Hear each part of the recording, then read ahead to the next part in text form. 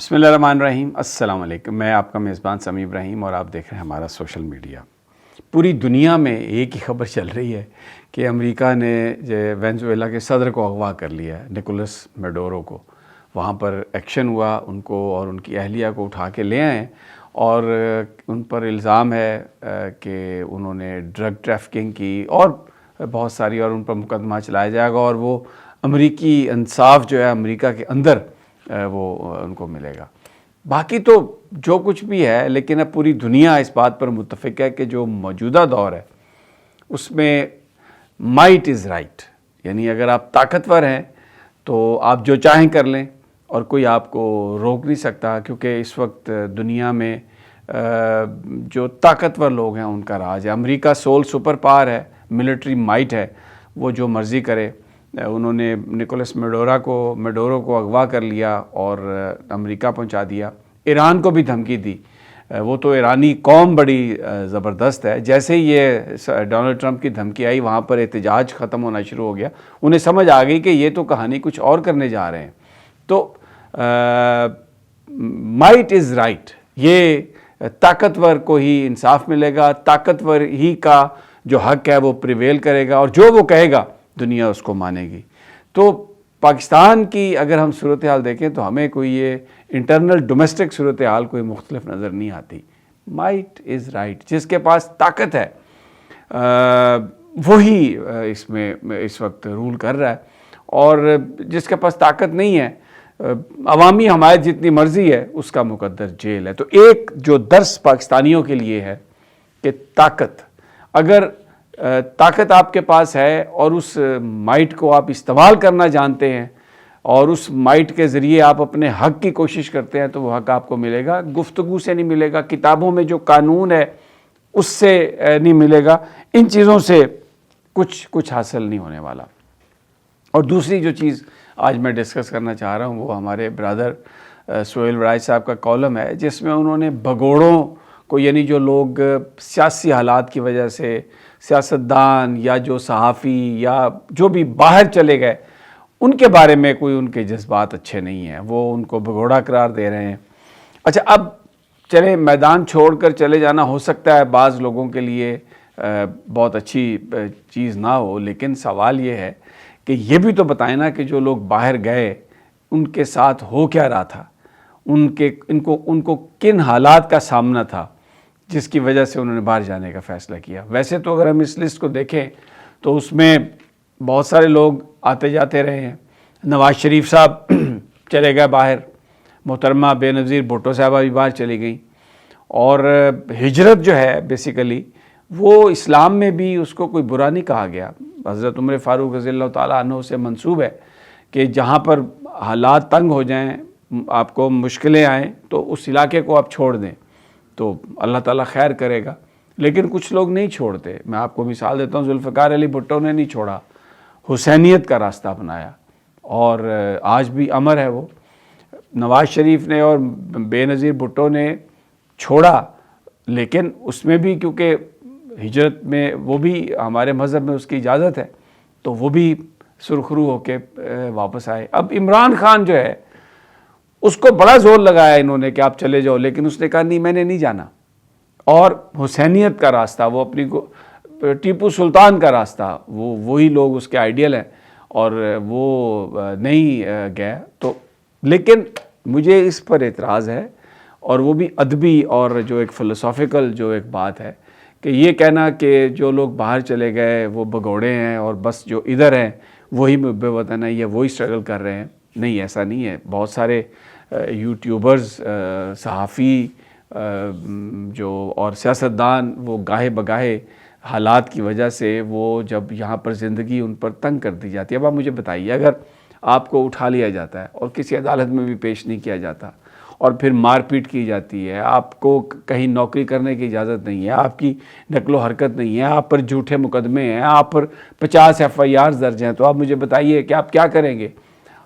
ہر FIR میں اگر آپ کو وکیل کرنا پڑے تو اتنے لاکھوں روپے کہاں سے لے کے آئیں گے آپ؟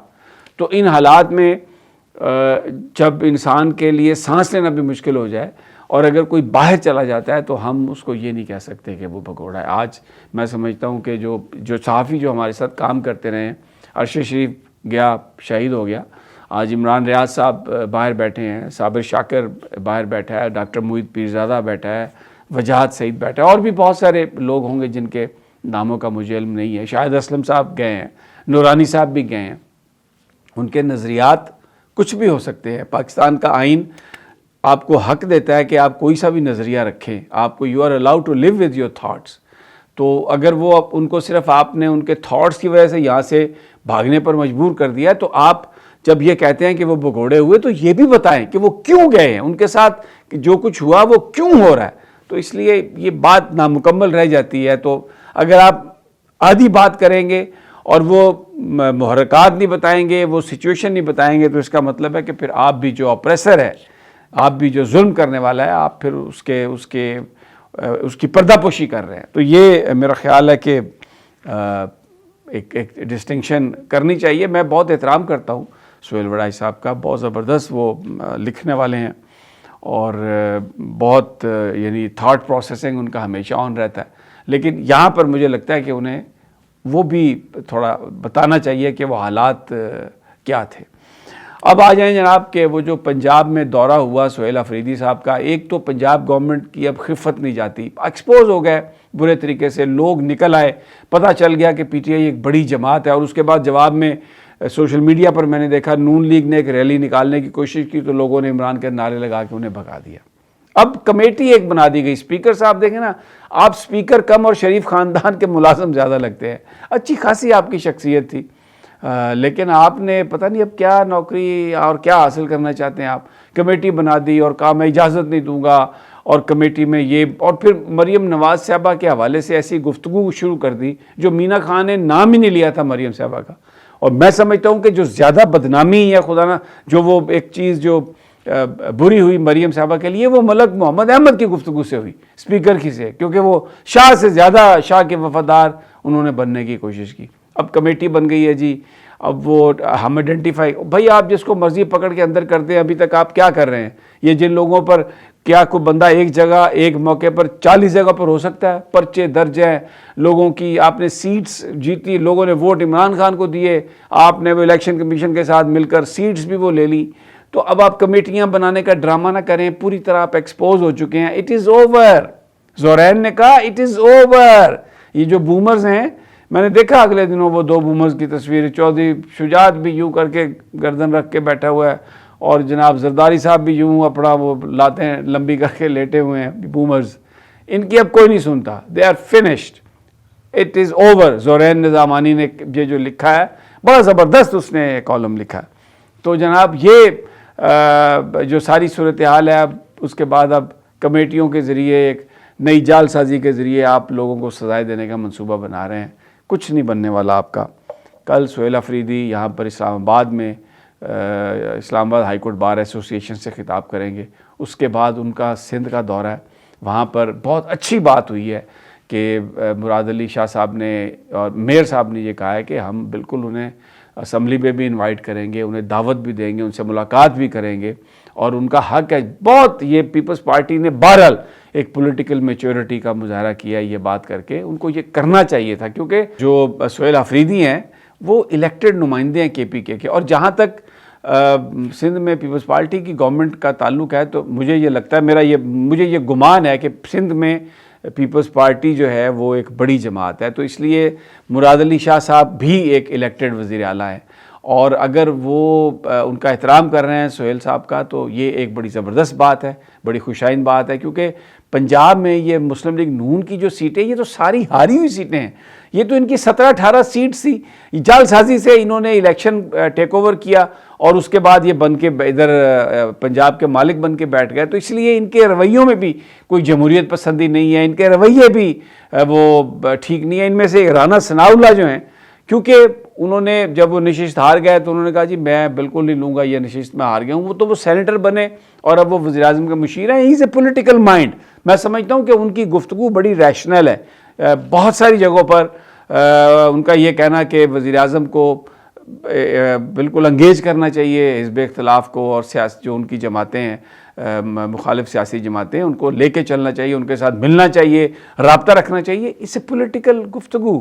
آپ عمران خان کو اندر کر دیا، آپ نے اس کی بیوی کو پکڑ کے اندر کر دیا، گھٹیا ترین الزام لگایا، آپ نے مارا پیٹا، لوگوں کو قتل کر دیا، لوگوں کو بھاگنے پر یہاں سے مجبور کر دیا، اور آپ کہتے ہیں جی پھر آپ نے وہ کچھ لوگ جن کا تعلق پی ٹی آئی سے تھا ان کو لے آئے اور لانچ کرنے کی شروع کی. آپ نے کوشش کہ شاید مائنس عمران مائنس نہیں ہوگا. یہ آپ رکھ لیں ذہن میں. یہ ثابت ہو گیا ہے لاہور کے دورے سے، اور ابھی یہ کراچی کا جو دورہ ہے سہیل افریدی کا، اور جو کے پی کے کی صورتحال ہے، عمران سیاسی طور پر مائنس ہونے والا نہیں ہے. آپ اس کو مان لیں. جتنی جلدی آپ مان لیں گے اور یہاں پر سچویشن کو ٹھیک کرنے کی کوشش کریں گے، اتنا ہی پاکستان کے حق میں بہتر ہے، اور کسی سے سزا نہیں لے گا. محمود خان اچکزئی کہتا ہے کہ میں سائن کروا کے لاؤں گا ہر چیز سے، اور وہ کسی سے کوئی کسی کو پینلائز اس نے نہیں کرنا اگر وہ باہر آ جاتا ہے. تو اگلی ویڈیو تک اجازت. اللہ نگہبان.